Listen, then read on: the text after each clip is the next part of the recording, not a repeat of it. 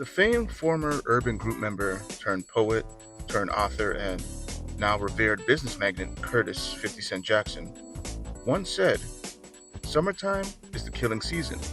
It's hot out this bitch, so that's a good enough reason." Powerful, powerful words. As ubiquitous as violence in so many video games, past, present, and I'm sure towards the future, it would be easy to see how devs dropping new action-packed, violent releases during the summer months would agree with Mr. Cent's sentiments. Me personally, I don't subscribe to that line of thinking. It's summertime. It's hot. My concerns are more with transitioning from air conditioning location to air conditioned location. As emblematic of first world opulence as that sounds, it is what it is. Gaming wise, sometimes I just want to relax and look at pretty colors, locales, and just enjoy myself. I don't need visuals denoting the gratuitous actions of protagonist's chainsaw connecting with an enemy. I don't need the image of a freshly squeezed rocket launcher decimating a city block. Or finally, a well-trained ninja making quadrupeds of random henchmen. My point should be clear after that third example. I'll admit, those things are cool to see and do in the gaming world. Sometimes, just not all the time. Other times, I just want to relax and enjoy some fun, sans the ubiquitous and, in most cases, unwarranted acts of virtual violence that we've grown accustomed to. So, what better way to relax and have some summertime fun than with some colorful, joyful, rated E for everyone, 3D platformers?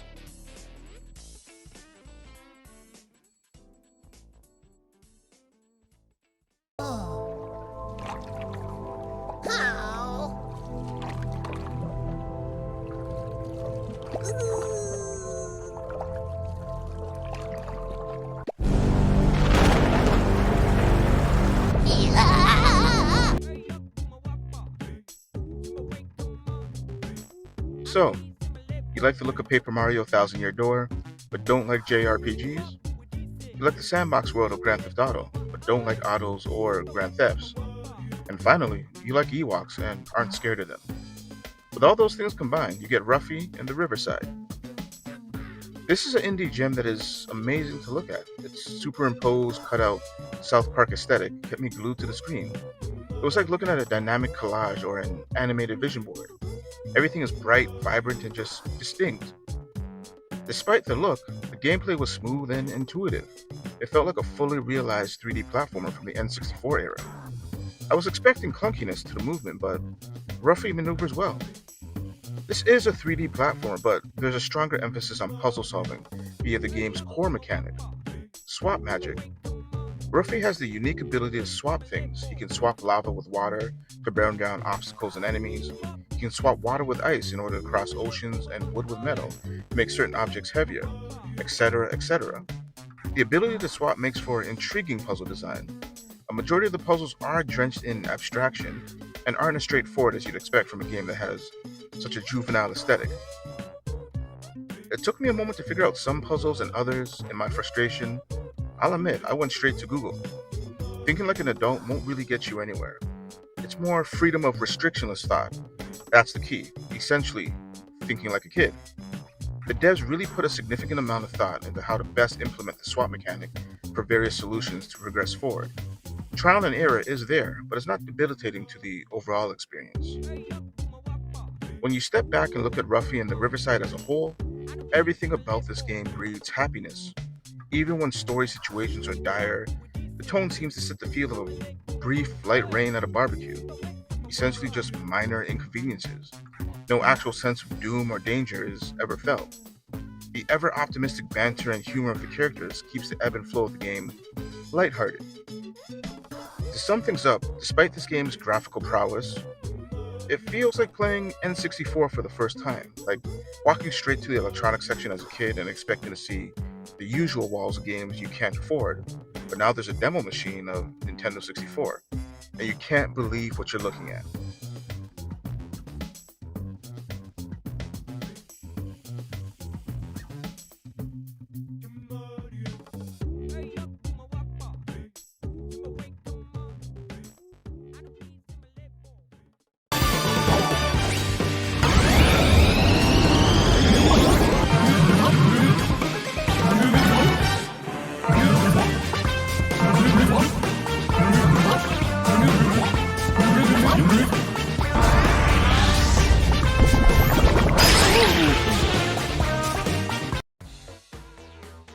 I don't really get hype, overly excited, or anticipate new games.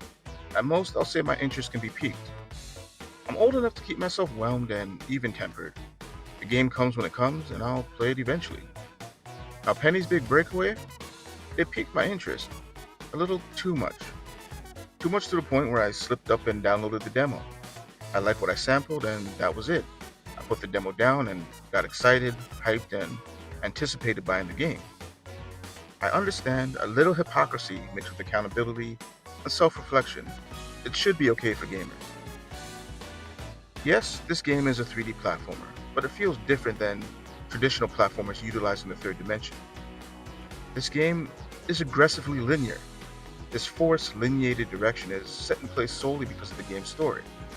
Now, I won't spoil the trench-like depths of this game's story. The gist of it is, essentially, you're a court jester, you do some court jester things to entertain the king, you mess up, embarrass the king, he sends his guards after you, now you're on the run, constantly and linearly. Penny's Big Breakaway, the premise is in the title. Forward progression is the point of the game. This is where the game felt weird for me. I realized I didn't sit with the demo long enough to pick up on this. I was expecting exploration, collect a few items here and there, hidden areas, and more exploration. Instead, you're rushed along on a pretty on-rails experience. However, the speed and the position of those rails can actually be left up to the player. Forward progression is mandatory, but the momentum is up to the player. And for me, it felt like I wasn't understanding how to actually make Penny gain that momentum. He just felt clunky and unintuitive. Honestly, I was not enjoying myself. I also knew there must have been something I was missing. So when you lack knowledge and need understanding, the smartest thing you can do, game-wise, is check some videos.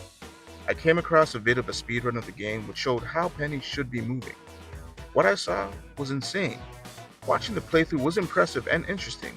The speedrun was still an on-rails experience, but like I previously mentioned, the rails placement and the speed was entirely up to the player. Now, watching the speedrun encouraged me to at least finish the game and provided a little more nuance to the overall game mechanics and meta. That nuance actually helped to reduce the clunky, unintuitive feeling I initially had. I was expecting a little more freedom with this one in the traditional sense of a 3D platformer. What pulled me in was the pastelly late 80s Miami Vice color aesthetic of the earlier stages, and even Penny's character design caught my attention. At first glance, I instantly thought of the protagonist Marina Lightyears from the decades-old Mischief Makers on N64. My only gripe with Penny's look is I don't understand why they gave her the Founding Fathers hat, and the hairstyle too. At this day and age, anything tricorder should be relegated to the SS Enterprise. I played the game, I learned the game, and I beat the game eventually, but it just wasn't what I was looking for in a 3D platformer. I went in expecting something else, and that's on me. If you want forced progression or just something to speedrun, then this is worth checking out.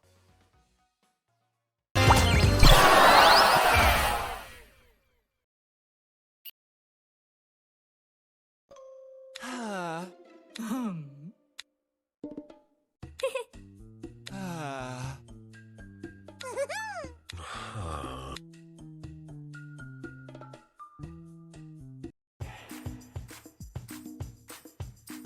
Koa and the Pirates of Mara is an interesting platformer. I came across it while browsing the PSN store. Then I went the eBay route for the physical. At first glance at the trailer, the game looked like what I was looking for in a platformer all along. Good old-fashioned jump here, then there, 3D platforming. This game is all about the platforming. No gimmicks, just tight, precise platforming. You start at the beginning of the stage and make it to the end while surviving all sorts of platform-based obstacles. The stages are basically linear, I can't deny that, but maneuvering through those stages is just fun and rewarding. It can be easy at times for the more seasoned veterans of the genre, but it still feels like good has been accomplished when you make it through to that goal line. Controls are great too. Moving Koa through the stage feels effortless. You can pick up the game and just instinctively know what's required of you. It just makes sense once you pick up the controller. And to add to that, I never encountered any forced difficulty due to jank game design or unresponsiveness from my DualSense. The handling just comes together. So the stages are linear, with a predominant focus on platforming. However, within the stages, there are a consistent same 3 hidden items found in every one of the stages. Those items are linked to a bigger part of the game world. Stages themselves are linear, and access to each world is locked behind the progression of the storytelling of the game's story. Outside of those inescapable metrics, there's a quasi freedom to exploration via an open world map. You boat around to new open areas and islands as the game's plot moves forward. You do have the ability to revisit past levels to collect any of the three items you missed, or to try and beat your time for running through the stage. The three items that are linked to the bigger world of the game provide options to refurnish the main hub town with shops and items like actual furniture and town decor. The other two items provided clothing pieces for Koa, mainly t-shirts and backpack variants. The new clothing items is just that, clothes. No power-ups, no special moves associated with them. It's just straight fashion. And honestly, I didn't mind changing up the outfit and backpack combo every now and then as I ran through the stages. I like keeping Koa fresh for any event.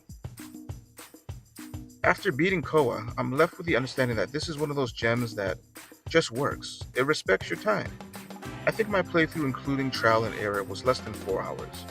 It respects veteran platformers with additional challenges by earning gold, silver, or bronze medals for how fast levels get completed. It supports newcomers to the genre with shorter checkpoints via an additional easier mode if they run into continuous troubles on any stage. There's not much I can say about Koa other than go play it. It's worth your time. I also learned this game is the direct sequel in a duology. The first one is a farm sim. I'm not sure why the jump to a 3D platformer was made, but I'll take 3D platforming over a farm sim any day of the almanac.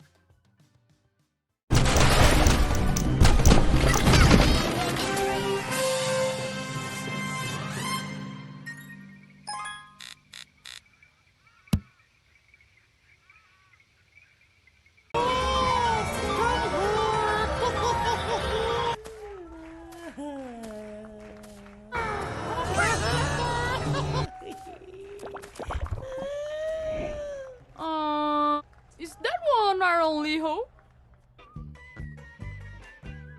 Kuko's Lost Pets. This is a solid platformer. The Brazilian-based development team Petit Fabrique really came with some heat, some well-disguised heat. At first glance, Kuko's and his Lost Pets, it looks like something you would pass over to your child or younger sibling, but immediately snatch it back to play for yourself when you realize how hard it is. The challenge is hidden by the game's goofy and interestingly appealing character design. The artistic direction really disarms the player. Mix that with the game's graphical prowess, and you get a game that looks and moves impressively. It feels like a tech demo that can show what early PS4 was capable of. When you stop looking in awe and wonder and start playing, you learn the game is deeper than its superficial surface would lead you to believe. There's levels to this. The story is the story. Evil ruler steals the throne from someone and then treats his subjects like crap. The story is obviously forgettable and never truly the drawing point of any platformer. But the humor sprinkled in here and there was decent enough. I chuckled and grinned a few times. What you're getting is a 3D platformer, a very tight and yes, linear 3D platformer. Levels are tight but consistent. You can err very slightly off the main path to find one or two collectibles, but the levels are so tight that veering off feels almost negligible. Moving an extra 2 steps to the right or 2 platform hops to the left to grab an item doesn't really disrupt the level's pacing. With the intention compactness on the level design, the challenge is the platforming, maneuvering, understanding spacing, and building comprehension of how to implement the game's primary mechanic, the pets. There's a total of 5 pets that permanently assist you through a level. Each new world pairs you with a pet and its specific capability. This idea of partnering with animals and using their abilities isn't a new concept at all, but in this instance, it's an old concept that's executed well. You have a firefly bug that lights up areas and blinds enemies. You have a weird stone square golem that you can throw and use as a platform, but when not being used, you're forced to carry it above your head, which then limits your jump capacity severely. There's a ghost pet that has the usual ghost tropes, walk through walls and startle enemies. There's birds that let you fly and hover, and there's a hard-shell crab that gives you armor and lets you absorb any projectiles and fire them back at enemies. Now, some pets are more annoying to use than others, but it's still nothing that can't be handled via numerous trial and error attempts. The trial and error really just comes from building your understanding of the mechanics. I personally never experienced losses or setbacks due to buggy controls, glitches, or dumb enemy placement. Getting through really just comes down to skill, capabilities, and steady nerves. Now, this is where the deceptive part comes in. The pretty graphics disarm you, but when you are in the levels, you're in it. Your jumps, your timing, and your pet use needs to be on point.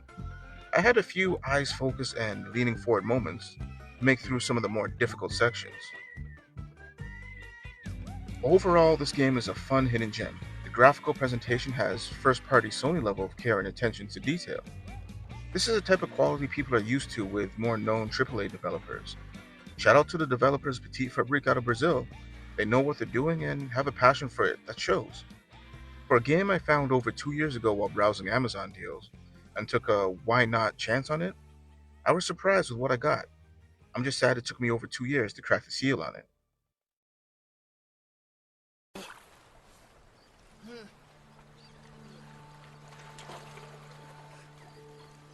I never wanted to be your king anyway! That's that. 3D platformers. They just ease the soul sometimes. I somewhat eased my soul 4 times. Now, taking a break from all the chaos and mayhem of simulated violence is always a needed and appreciated refreshing of oneself. I did learn something while going through each of these games. Essentially, I realized I wasn't sure what I wanted when I was thinking about playing 3D platformers. I had the gist of what I wanted in my head. Anytime I hear 3D and then the word platformer right after it, my mind's eye jumps to Banjo Kazooie and Mario 64 as the default standard representation of the genre. These 4 games had some similarities, but differences in their styles.